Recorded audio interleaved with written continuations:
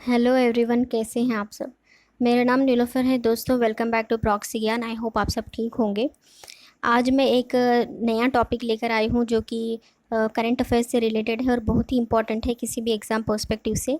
तो बहुत ही डिटेल से हम लोग इसको पढ़ेंगे और कोई भी ऐसा क्वेश्चन नहीं होगा जो इस लेक्चर के बाहर आएगा। तो आज का लेक्चर स्टार्ट करने से पहले एक छोटी सी इन्फॉर्मेशन आप सबके लिए। हमारे चैनल प्रॉक्सी ज्ञान ने एक इनिशिएटिव स्टार्ट किया है। जो भी आपके एग्जाम रिलेटेड क्वेरीज हैं वो आप 1-on-1 काउंसलिंग के द्वारा दूर कर सकते हैं। बहुत ही रीज़नेबल प्राइस पे काउंसलिंग सेशन होगा, तो इस सेशन को ज़रूर बुक कीजिएगा। और जानकारी जानने के लिए हमारी वेबसाइट proxygan.com को आप विजिट कर सकते हैं। और हमारे चैनल प्रॉक्सी ज्ञान को लाइक कीजिए, शेयर कीजिए, सब्सक्राइब कीजिए और कमेंट करके बताइएगा कि आपको हमारे लेक्चर्स कैसे लग रहे हैं। तो चलिए आज का लेक्चर हम लोग स्टार्ट करते हैं। तो आज का लेक्चर जो है, Rajnath Singh invites foreign defence companies to participate in Def Expo 2022। जो हमारे कंट्री में जो डेफ एक्सपो होता है हर साल, उसमें राजनाथ सिंह ने फॉरेन डिफेंस कंपनीज़ को इनवाइट किया है कि वो पार्टिसिपेट करें इस डेफ एक्सपो 2022 में। तो चलिए देखते हैं डिटेल से। Rajnath Singh said that the next edition of the DEF Expo will provide an overview of what India has been able to achieve in terms of defense research and development, production and application of modern technologies।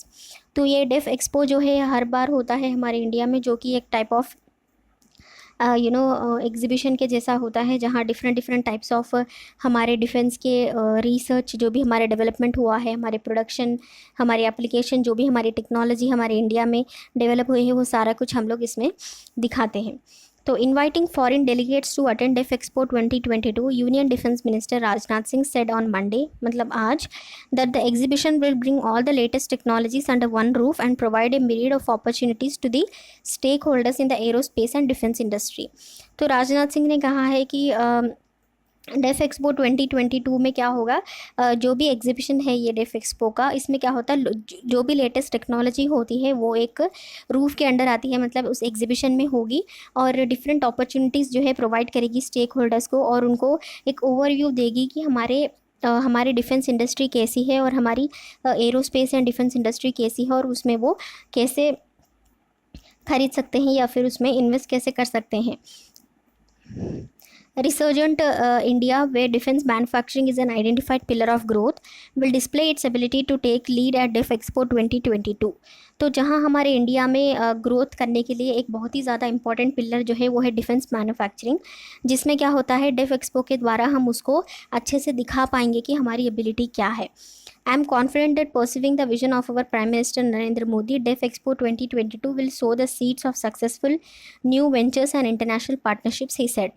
तो इससे उन्होंने कहा है कि वो confident है कि def Expo 2022 के बाद कई सारे न्यू स्टार्टअप्स, न्यू वेंचर्स जो हैं और इंटरनेशनल पार्टनरशिप्स जो हैं वो आएंगी और उस विज़न को वो पूरा करेंगे। The Defense Expo 2022 is going to provide an overview of what India has been able to achieve in terms of defense, of modern technologies, liberalized collaborative policies that have introduced in a short time of 5 to 7 years, Singh added। तो इसके बाद क्या है, इस def expo में ये भी दिखाया जाएगा कि हमारे डिफेंस टेक्नोलॉजी कितने हद तक बढ़ी है और उसमें मॉडर्न टेक्नोलॉजी का एप्लीकेशन हमने कितने हद तक किया है, और जो भी हमारे शॉर्ट पीरियड ऑफ टाइम, मतलब 5 to 7 ईयर्स में हमने जो भी पॉलिसीज़ इंट्रोड्यूस की हैं डिफेंस को रिलेटेड, उसको हमने कितने हद तक हासिल किया है और हमारी एबिलिटी क्या है। He further said that the next edition of the DEF Expo will provide an overview of what India has been able to achieve. Okay, Singh said that India's defense export have growth by 334% in last 5 years, and now India is exporting military equipment to more than 75 countries। तो बहुत ही ज़्यादा important ये है कि हमारे defence export जो है वो 334% जो है लास्ट 5 ईयर्स में बढ़ चुके हैं, और इंडिया जो है फ़िलहाल मिलिट्री इक्विपमेंट्स अपने मोर देन 75 कंट्रीज़ को एक्सपोर्ट कर रहा है। तो बहुत ही प्राउड की बात है हमारे लिए। He told that the envoys that the participations of the respective countries at the expo will lead to the development of the mutually advantageous relationships in the defense sector। तो उन्होंने कहा है कि जो भी पार्टिसिपेट करेंगे इस एक्सपो में, उससे क्या होगा कि हमारी जो भी म्यूचुअल रिलेशनशिप्स होंगे डिफेंस के, उसमें कई ज़्यादा उसमें ठहराव आएगा, और उसमें क्या होता है, उसमें एबिलिटी जो है हमारी देखने को मिलेगी, और वो स्टेक होल्डर्स जो है ज़्यादा से ज़्यादा इसमें पार्टिसिपेट करेंगे। तो इसके बाद क्या है कि boosting domestic production of defence equipment, ये कैसे होता है चलिए देखते हैं। Government has taken following policy initiatives to boost production and promote indigenous design, development and manufacture of defense equipment। तो हमारे जो भी डिफेंस मतलब डोमेस्टिक प्रोडक्शन होती है हमारी इंडिजीनियस हमारी डिफेंस इक्विपमेंट की, उसको कैसे बूस्ट किया जाए और गवर्नमेंट ने इसके लिए क्या क्या इनिशिएटिव्स लिए हैं चलिए देखते हैं। Defense Procurement Procedure (DPP) has been revised in 2016, wherein specific provisions have been introduced for stimulating growth of the domestic defense industry, including private sector। तो 2016 में जो भी डिफेंस प्रोक्यूरमेंट प्रोसीजर आया था उसको रिवाइज करके फिर से इसमें स्पेसिफिक प्रोविजंस जो है इसमें डाले गए हैं, जिसमें कहा है कि stimulating growth of the domestic defence industry including private sector. Okay तो ग्रोथ जो है डिफेंस सेक्टर में होगा लेकिन प्राइवेट सेक्टर को लेते हुए। Okay defence procurement procedure, a new category of procurement bye Indian IDDM, indigenously designed, developed and manufactured, has been introduced in defense procurement procedure 2016 to promote indigenous design and development of defense equipment। तो उसी defence procurement procedure में एक और specific provision जो है वो add किया गया है, जो कि बाय इंडियन IDDM जो indigenously design, developed and manufactured, उसको प्रमोट किया गया है, जिससे क्या होता है कि it has been accorded top most priority for procurement of capital equipment. Besides this preference has been accorded to buy and make Indian and make categories of capital acquisition over buy global and buy and make global categories। तो इसमें क्या add हुआ है कि preference जो है इसमें दी गई है जो भी इंडिया में बना है और इंडिया में ही डिज़ाइन किया गया है और इंडिया में ही उसे ख़रीदना है। इसके पहले जैसे करते थे हम, ग्लोबल से हम लोग ख़रीदते थे और ग्लोबल से हम लोग उसे बाई करते थे और मेक करते थे, राइट। तो उसके बावजूद हमें क्या करना है, by and make India and make in India. Okay तो ये भी स्पेसिफिक प्रोविज़न जो है डिफेंस प्रोक्यूरमेंट प्रोसीजर में ऐड किया गया है। FDI policy has been revised, and under the revised policy FDI is allowed under automatic route up to 49% and beyond 49% through government route। तो FDI की जो भी पॉलिसी है, पहले तो परसेंटेज कम था FDI का, फॉरेन डायरेक्ट इन्वेस्टमेंट, उसको रिवाइज करके उसके परसेंटेज को ज़्यादा किया गया है, जैसे 49% एंड बियॉन्ड 49% किया गया है। थ्रू गवर्नमेंट रूट, जो भी गवर्नमेंट रूट है उसके फॉलो करते हुए 49% से ज़्यादा ये लोग इन्वेस्ट कर सकते हैं। Wherever it is likely to result in access to modern technology and for other reasons to be recorded. इससे क्या होता है, इजीली जो है मॉडर्न टेक्नोलॉजी का एक्सेस मिलेगा और ज़्यादा से ज़्यादा डिफेंस में हमारी प्रोग्रेस और फ्लरिशमेंट होगी। An innovation ecosystem for defense titled Innovation for Defense Excellence IDEX has been launched in April 2018। इसमें क्या होता है, IDEX is aimed at creative of ecosystem to foster innovation and technology development in defense and aerospace by engaging industries including MSMEs, startups, individual innovators, R&D institutes and academia, and provide them grants and fundings and other support to carry out R&D which have a potential for future adoption for Indian defense and aerospace needs।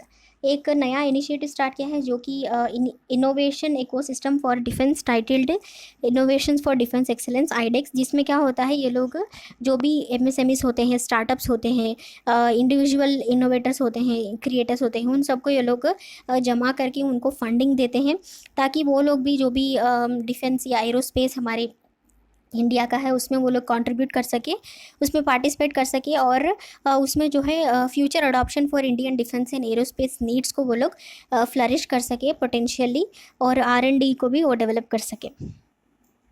The make procedure has been simplified with provisions for funding of 90% of development cost by the government to Indian industry and reserving government funded make-I project not exceeding development cost of 10 crores and procurement cost 50 crores per years for MSMEs।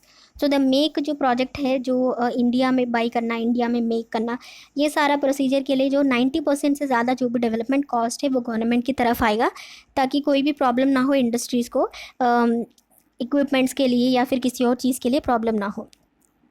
The industry funded make 2 project not exceeding development cost of 3 crores and procurement cost 50 crores per year have also been reserved for the MSMEs। तो थोड़े जो भी procurement funding होते हैं वो MSMEs के लिए भी ये लोग ये मतलब थोड़ा उनको साइड में लेकर उनको रिजर्व किया गया है MSMEs के लिए ताकि वो लोग भी आगे आकर वो लोग पार्टिसिपेट कर सकें।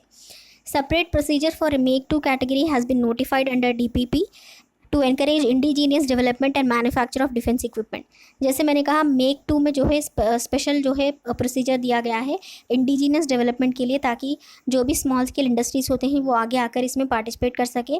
Number of industry friendly provision such as relaxation of eligibility criterion, minimal documentation, provision for consideration, proposal suggested by industry individual etcetera have been introduced in this proposal. जो भी नंबर ऑफ इंडस्ट्रीज होती हैं वो कैसे उनको relaxation दिया है कि एलिजिबिलिटी क्राइटेरिया में उनको रिलैक्सेशन मिला है, मिनिमल डॉक्यूमेंटेशन मतलब ज़्यादा डॉक्यूमेंटेशन नहीं होगा, provision for consideration, proposal suggested by industry etcetera, ये सारे जो है प्रोसीजर्स डीपीपी में ऐड किए गए हैं। Government has notified the strategic partnership, that is SP model, which envisages establishment of long-term strategic partnership with Indian entities through a transparent and competitive process wherein they would tie up with global original equipment manufacturers to seek technology transfers to set up domestic manufacturing infrastructures and supply chain।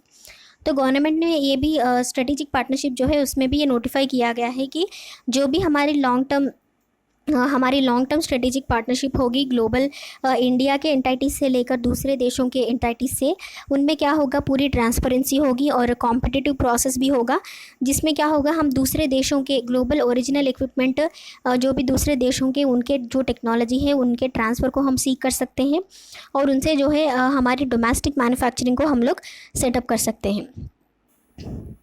तो आज के लिए इतना ही। I hope ये lecture आपको informative लगा होगा। अगले लेक्चर में एक और इंटरेस्टिंग टॉपिक के साथ फिर से मिलती हूँ, तब तक के लिए बाय बाय, टेक केयर।